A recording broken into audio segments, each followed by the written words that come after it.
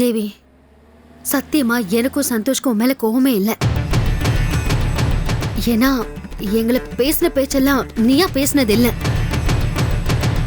நம்ம எல்லாரையும் ஒருத்தர் தப்பா புரிஞ்சுக்க வச்சு நம்ம குடும்பத்தையே துண்டு துண்டா உடைச்சுக்கிட்டு இருக்காரு அந்த நடராஜன் மாமா. அவரை ஆட்டி வைக்கிறதுக்கெல்லாம் நீயும் ஆடுறது சரியில்லை தேவி. நான் உன்னோட அண்ணியா பார்க்க இங்க வரல, ஒரு ஃப்ரெண்டா நினைச்சுக்க. நான் என்ன சொல்ல வரேன்னு தயவு செஞ்சு கேளு தேவி.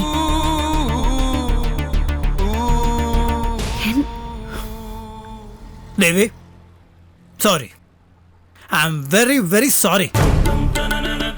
நான் தப்பு பண்ணிட்டேன், உன்னை அடிச்சது தப்பு தான், அதுக்காக நான் மன்னிப்பு கேட்டுக்கிறேன். தேவி, தயவு செய்து நீயாவே தப்பா புரிஞ்சுக்கிட்டு ஒரு கன்க்ளூஷனுக்கு வராத.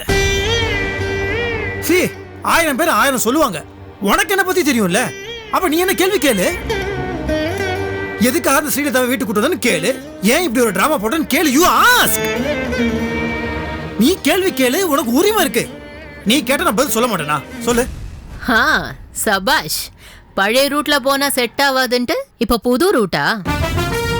என்ன புருஷனும் பொண்டாட்டியும் பிளான் பண்ணி வேற ஒரு பெரிய ஸ்கிரீன் பிளேயோட வந்திருக்கீங்களா? இங்க பாரு, தேவி கிட்ட பேசினா சென்டிமெண்ட்ல எல்லாமே ஒர்க் அவுட் ஆகும் நினைக்கவே நினைக்காத. நீ எப்படி பேசினாலும் எதுவுமே நடக்க போறதில்ல. நான் கேட்கவும் மாட்டேன்.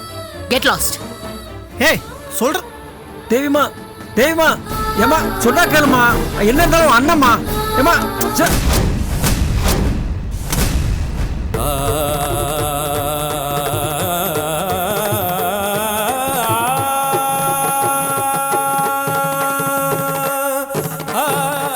தேவி, தேவிமா, தேவிமா, கதவை திறம்மா. ஏய், போ போடி. மூஞ்சி நேரம் கதவை சாத்திட்டு போறல, போ. நீ பெரிய இவதான், நாங்க சொல்றதெல்லாம் கேட்க மாட்டேன். ரொம்ப தைரியசாலி மாதிரி நடிக்காத தேவி. நான் சொல்றது உள்ள கேக்குதுல? ஆக்சுவலா நீ ஒரு பயந்தாங்கோலி. You are very damn scared. நாங்க உண்மையை சொன்னா உனக்கு எல்லா விஷயமும் தெரிஞ்சிடும். அதுக்கப்புறம் நீ கில்ட்டியா ஃபீல் பண்ணுவ, என்கிட்ட மன்னிப்பு கேட்கணும்ல. சோ அதுக்காக தான் நீ பயப்படுற.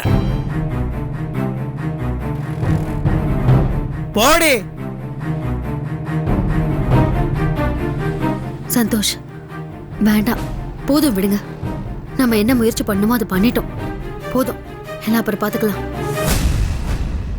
தேவி, நான் அந்த வீட்டுல இருக்கும்போது நீ வரமாட்டேன்னா தாராளமா நான் போயிடுறேன்.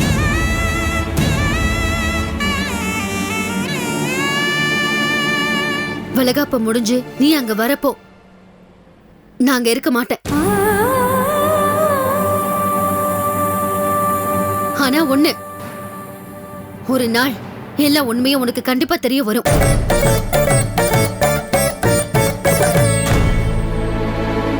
அடிச்சாலும் சந்தோஷ் உனக்கு அண்ணன் தாங்கிறது கூட தெரிய வரும். அன்னைக்கு நான் பேசிக்கிறேன். வாங்க சந்தோஷ், போலாம்.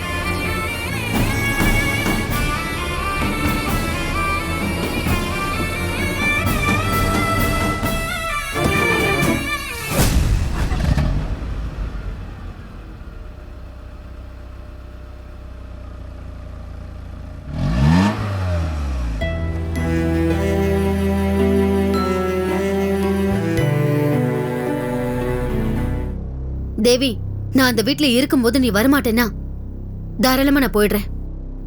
வளகாப்ப முடிஞ்சு நீ அங்க வரப்போ நான் அங்க இருக்க மாட்டேன்.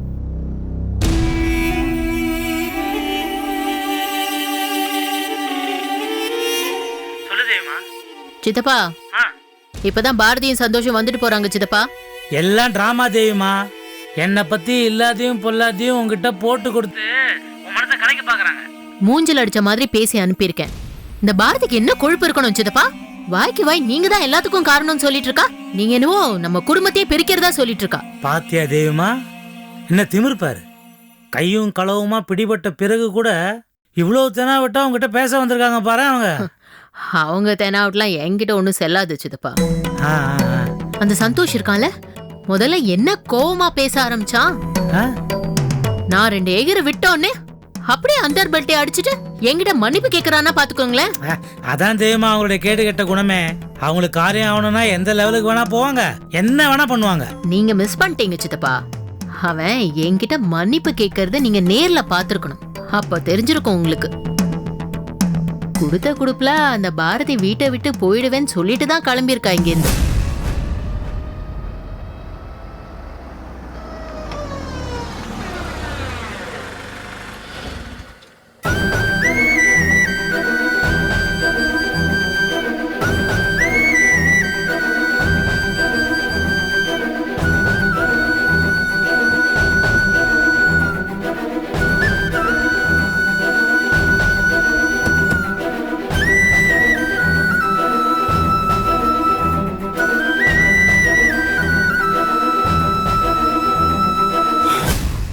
நான் தான் உன்னை இந்த வீட்டை விட்டு வெளியே வந்தேன்னு சொல்லிகிட்டே இருந்தேன்.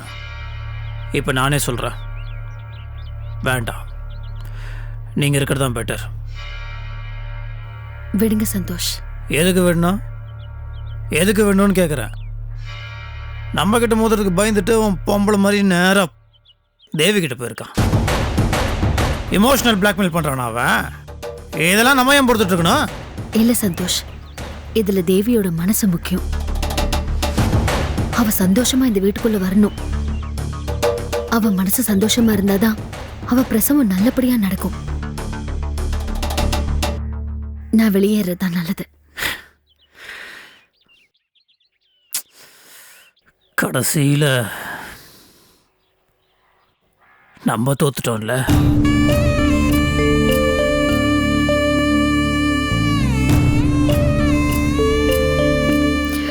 இப்போவும் எனக்கு நம்பிக்கை இருக்கு சந்தோஷ்.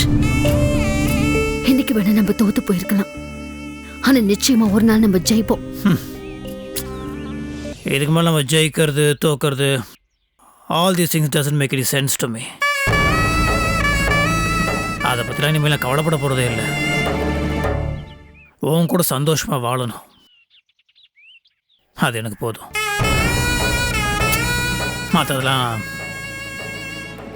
எடுத்துட்டேன். சரி, நீ உள்ளே போய் உன் ட்ரெஸ் எல்லாம் எடுத்துட்டு வா, நான் வெயிட் பண்ணுறேன். வேண்டாம் சந்தோஷ், நீங்க கிளம்புங்க.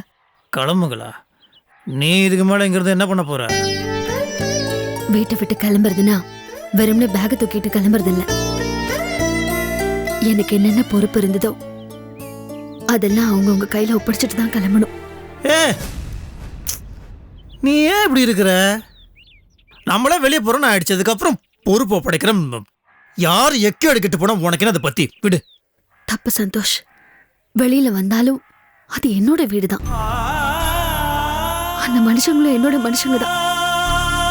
எது செஞ்சாலும் சரியா செய்யணும். நான் சொல்றேன், மோசமானவங்க நீ பொறுப்பு ஒப்படைக்கிற அப்படின்னு உள்ள போனா உன்னை கேவலப்படுத்துவானுங்க, அசிங்கப்படுத்துவானுங்க. பரவாயில்ல, எதுவா இருந்தாலும் நான் பாத்துக்கிறேன். தயவு செஞ்சு நீங்க போங்க, நானே வந்துடுறேன்.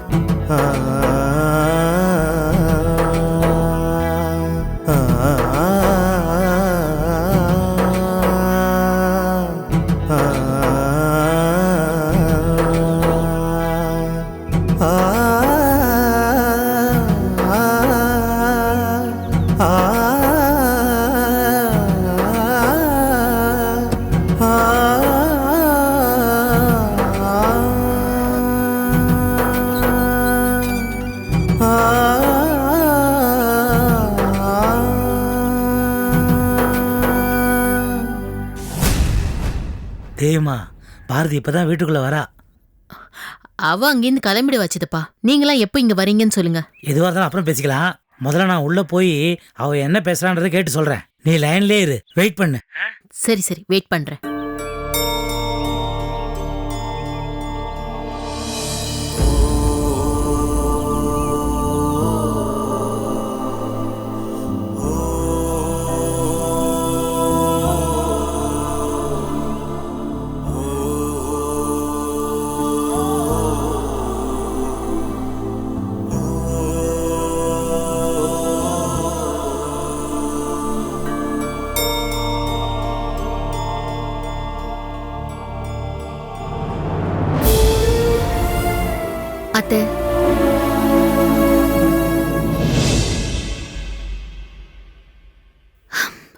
உங்க பொண்ணுக்கு வளகாப்பு செஞ்சு உங்க ஆசைப்படியே இங்க அழைச்சிட்டு வாங்க. தேவியோட விருப்பப்படியே நீங்க திரும்ப வர்றப்போ நான் இந்த வீட்டை விட்டு வெளியில போயிடுறேன்.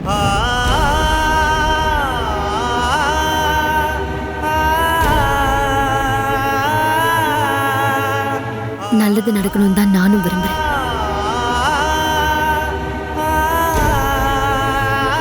எங்க அம்மா உங்களுக்கு கொடுத்த வாக்க நான் மீற மாட்டேன். நீங்க வளகாப்ப முடிச்சுட்டு திரும்பி வந்ததும் உங்ககிட்ட எல்லா பொறுப்பையும் ஒப்படைச்சிட்டு நான் கிளம்பிடுறேன். அப்பாடி, சந்தோஷமா நிம்மதியா வளகாப்ப நடத்திட்டு வாங்க.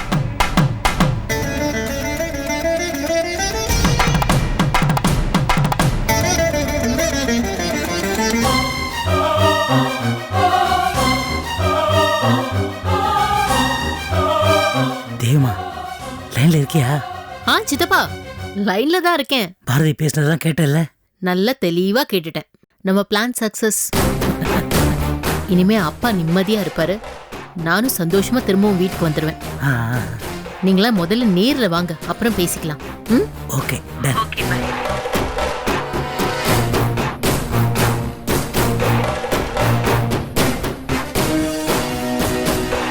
அக்கா, நான் உங்களை கும்பிட்டதுக்கு நீங்க என்ன கைவிடல.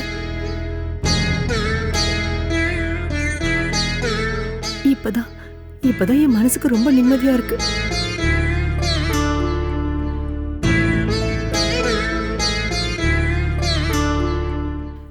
கஷ்டப்பட்டு பிளான் பண்ணி காரியத்தை நடத்தினது நானு. இவ என்னடான்னா மண்டையை போட்டவளுக்கெல்லாம் நன்றி சொல்லிட்டு இருக்கிறா. ஓகே, எது எப்படியோ நல்லது நடந்துடுச்சு. என்னடி என் செல்ல முட்டாளே, நல்ல நேரம் வந்தாச்சா?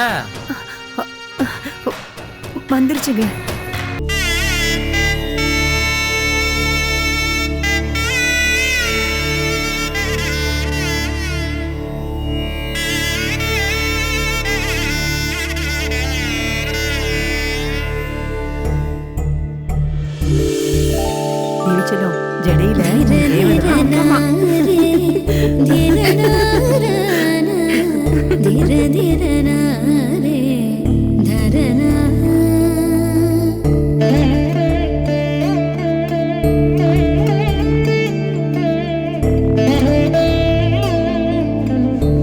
ஜடையில நான் ஒழுங்கா வச்சிருக்கேன். பார்த்து பார்த்து வந்தது போன வரல.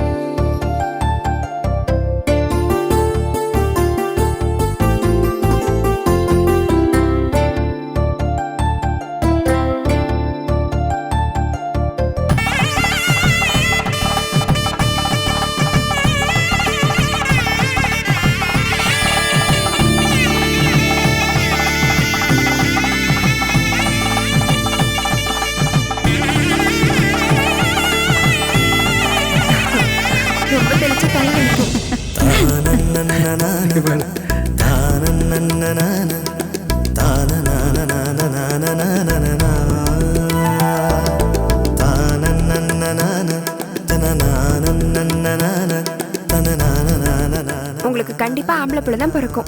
எனக்கு பிறக்க போற பொண்ணு இவனுக்கு தான் கட்டி வைக்க போறேன். அது சரி, கரெக்டா இருக்கும். பரவாயில்லையே, வளகாப்புக்கு முன்னாலேயே சம்பந்தம் பேசி ஆகுதா? ஆம்பளை குழந்தையா இருந்தாலும் பரவாயில்ல, பிறக்கிற குழந்தை தேவி ஜாடையில பிறந்தா நல்லா இருக்கும். ராம், தேவி மகனுக்கு என்ன செய்முறை செய்ய போற? என்ன செய்யணும் சொல்லுங்க, செஞ்சிடறேன். இது என்ன கேள்வி? என்ன செய்யணும்னு? என் ஒரே மகன் அவனுக்கு என்ன செய்ய போறீங்கன்னு இப்பவே சொல்லுங்க.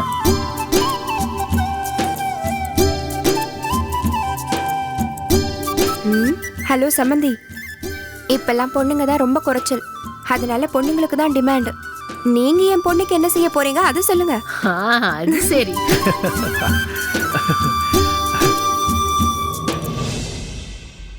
டேய் ஏன்டா உம்முன்னு இருக்க? பாத்தியா எல்லாரும் எவ்வளவு ஹாப்பியா சிரிச்சுக்கிட்டு சந்தோஷமா இருக்கும். நீ மட்டும் ஏன்டா அப்படி இருக்க? டேய் கதிர், நான் உன்னதான் கேக்குறேன், ஏன் இப்படி இருக்க? உன் தங்கச்சி பேசுறத கவனிச்சியா? என்ன பேசுனாங்க? என்னுடைய ஒரே ஒரு மகன் அப்படிங்கறது ரொம்ப அழுத்தமா உறுதியா சொன்னாரு. அதோட உள்ளர்த்தம் புரியுதா? இனிமே உனக்கும் எனக்கும் எந்த சம்மந்தமும் இல்லைன்னு தேவி ஷார்ப்பா சொல்றா.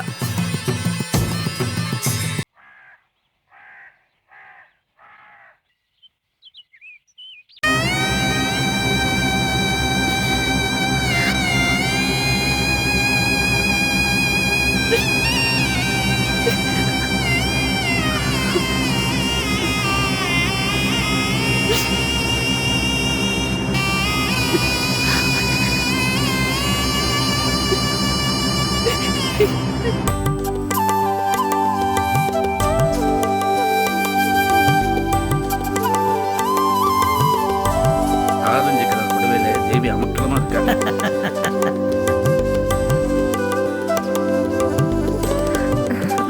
பார்த்து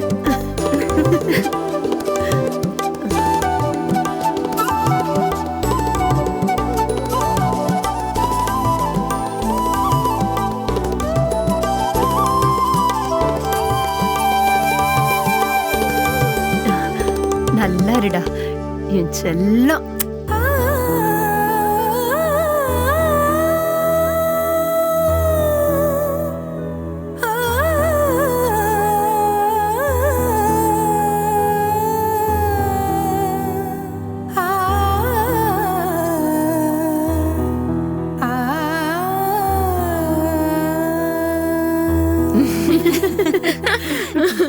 தேவி முகத்துல எவ்வளவு பூரிப்பு பாரு.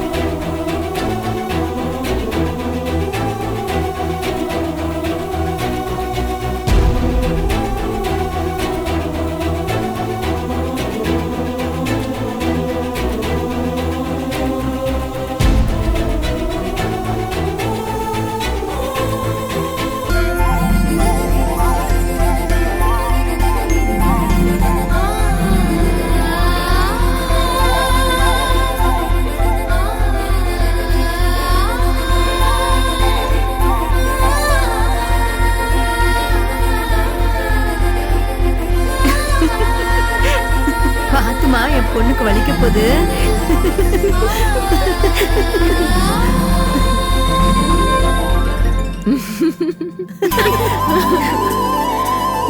தேவி முகத்து என்ன சந்தோஷம் பாத்தீங்களா?